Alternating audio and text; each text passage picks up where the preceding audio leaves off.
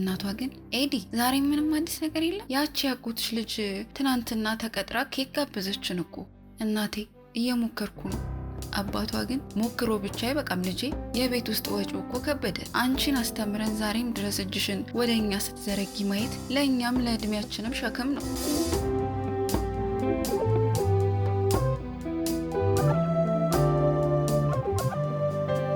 በዚህ ጊዜ የስራ አጥነትንና የወጣቱን ጭንቀት እየጨመረ ነው። ይህንን አስመልክቶ የወጣቱን አማራጭ ማጣት እስከ ምን ድረስ ይሄዳል የሚለውን በዚህ ተከታታይ ታሪክ ያሳየናል። እስከ መጨረሻው ተከታተሉ።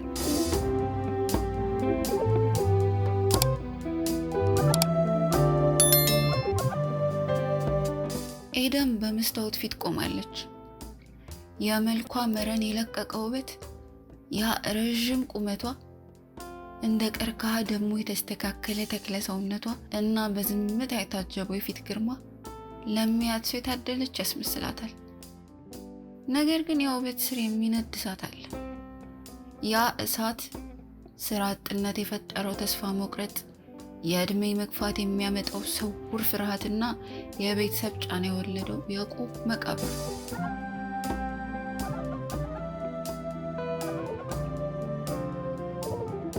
ከዩኒቨርሲቲ በክብር ከተመረቀች 3 ዓመታት ነጎዱ። በመጀመሪያው ዓመት ተስፋዋ እንደ ማለዳ ፀሐይ ብሩህ ነበር። እናቷ በየሄደችበት ልጄ በቅርቡ ስራ ትይዛለች፣ የድካማችንንም ካሳ ታሳየናለች እያለች በኩራት ትናገር ነበር። አባቷም እኛ ያልቻልነውን እሷ በትምህርቷ ትወጣዋለች ብሎ ተስፋውን በእሷ ላይ ጥሎ ነበረ። ሆኖም ጊዜው ሲረዝም ያ ኩራት ወደ ትከዛ፣ ያ ተስፋ ደግሞ ወደ ስውር ወቀሳ ተቀየረ። ማመልከቻዎች፣ ስፍር ቁጥር የሌላቸው ቃለ መጠይቆችና እንደገና እንጠራሻለን የሚሉ የውሸት ተስፋዎች የኤደንን ብርታት በሉት።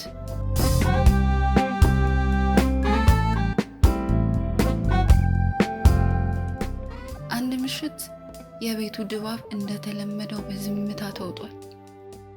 በመመገቢያ ጠረጴዛው ዙሪያ ላይ የሚሰማው የሹካና የቢላ ድምፅ ብቻ ነበር። እናቷ ግን ያንን ከባድ ዝምታ ሰበረችው። ኤዲ ዛሬ ምንም አዲስ ነገር የለም? ያቺ ያጎትሽ ልጅ ትናንትና ተቀጥራ ኬክ ጋበዘችን እኮ አለች። ኤደን አንገቷን አቀረቀረች። ያ ንግግር እንደ ጅራፍ አቃጠላት። እናቴ እየሞከርኩ ነው ግን አልሆነም አለች በቃላት ሊገልጽ በማይችል የድካም ስሜት ውስጥ ሆና። አባቷ ግን በዝቅተኛና በከበደ ድምፅ እንዲህ አለ። ሞክሮ ብቻ አይበቃም ልጄ፣ የቤት ውስጥ ወጪው እኮ ከበደን። አንቺን አስተምረን ዛሬም ድረስ እጅሽን ወደ እኛ ስትዘረጊ ማየት ለእኛም ለእድሜያችንም ሸክም ነው አሉ አባቷ።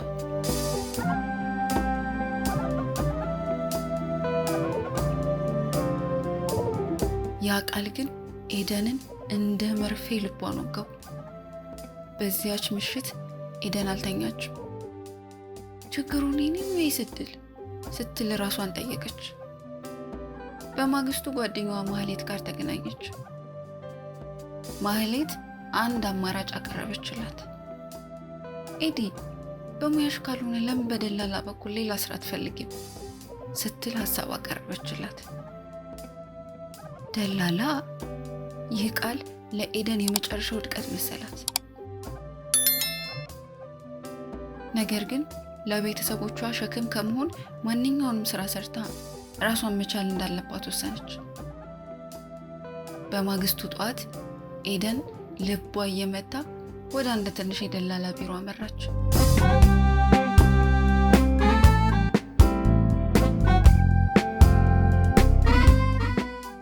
ቢሮ ውስጥ አቧራ የለበሱ ወረቀቶችና የሰዎች ጩኸት ሞልቷል። ደላላው መካከለኛ እድሜ ያለውና አይኖቹ በገንዘብ ጥም የፈጠጠ ሰው ነው። ኤደንን ሲያት ተገረመ። ምን አይነት ስራ ነው የምትፈልጊው? እንዳንቺ ያለች ቆንጆ ቢሮ ነው የሚመጥናት አላት በፈገግታ። ኤደን ግን በቆራጥነት መለሰች። ማንኛውም የሚገኝ ስራ፣ የቤት ውስጥ ስራም ቢሆን ችግር የለብኝም አለችው። ደላላውም ለአፍታ አሰብ ባደረገና አንድ ባለ ሀብት ቤት አለ። ሹፌርና ሰራተኛ ይፈልጋሉ። ባልየውና ሚስቱ ሰራተኛ ለመቅጠር ተቸግረዋል። ነገ ጠዋት አገናኝሻለሁ አላት።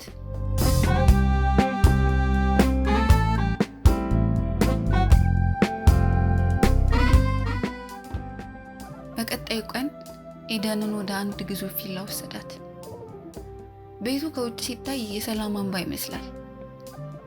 ነገር ግን ሳሎን ውስጥ የተቀመጡ ባለቤቶች ፊት ሌላ ታሪክ ይናገራል።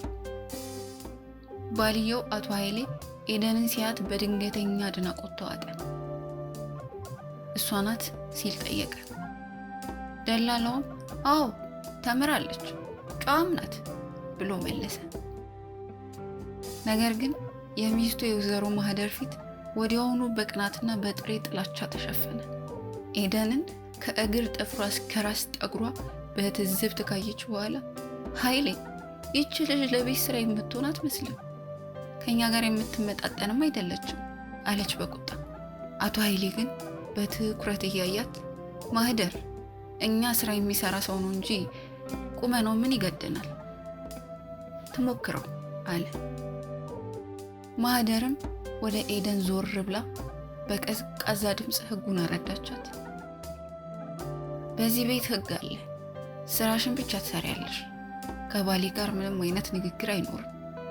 እኔ ከሌለው ባለቤቴ ክፍል ውስጥ አትገቢም፣ ገባሽ አለቻት። ኤደንም በድንጋጤ ቆመች። እኔ ስራ ለመስራት የመጣሁት አለች ድምጿ እየተንቀጠቀጠ። ያ የባለ ትዳሮቹ የመጀመሪያው ንትርክ በኤደን ፊት ተጀመረ።